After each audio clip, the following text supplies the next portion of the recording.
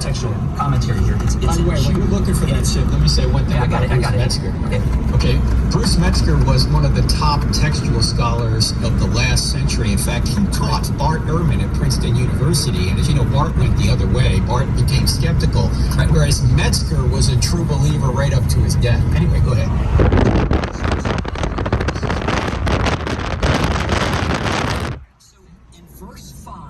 Jude doesn't have a chapter, it's just verses. Right. It says that in most translations say the Lord delivered the children of Israel out of Egypt. Okay, if you read the ESV, it says that Jesus led the children of Israel out of Egypt. There's a variant here. Listen to what Metzger says.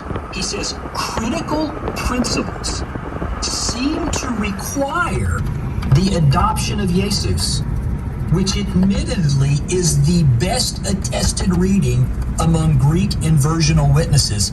But he chooses not to use Jesus in his book because his paradigm will not allow him to see Jesus in those Old Testament texts. But yet he tells you his own critical methods necessitate the use of Jesus. And so I've spent...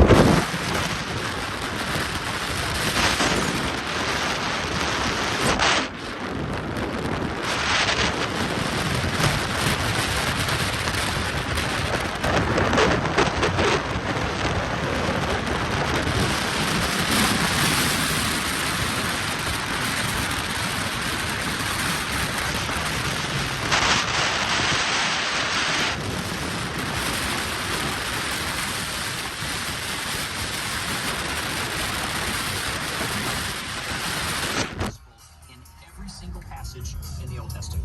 We're talking to Dr. Chip Bennett. He is the pastor of Grace Community Church, Sarasota, Florida, also a professor at Knox Theological Seminary. And he has some great insights on literary themes in the Bible, what we are calling hidden themes in the Bible, because most of us in America don't know about them.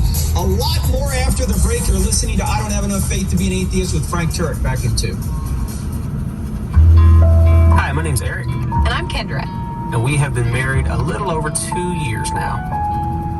Honestly, I think the most challenging part of our marriage so far, we're right in the middle of it. We're trying to have kids right now. I have a spinal cord injury, so that makes things a little more difficult. And I just am dealing with some issues with infertility.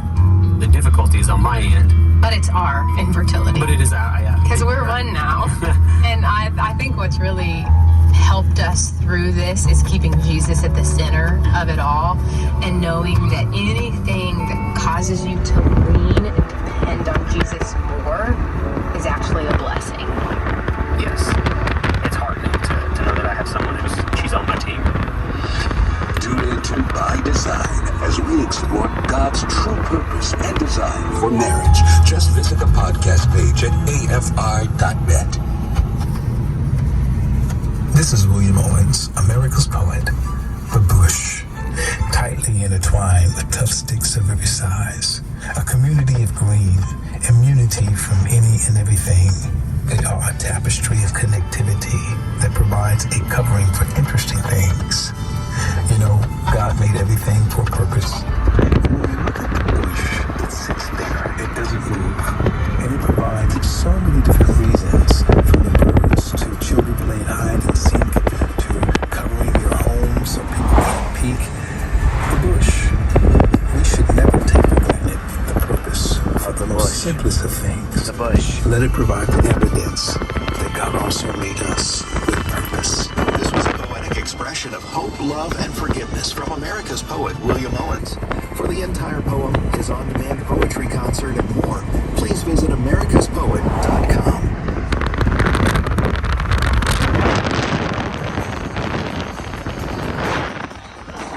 If you're on the FM dial looking for National Public Radio, go no further. We're actually going to tell you the truth here. That's our intent anyway. You're listening to I Don't Have Enough Faith to Be an Atheist with Frank Turek on the American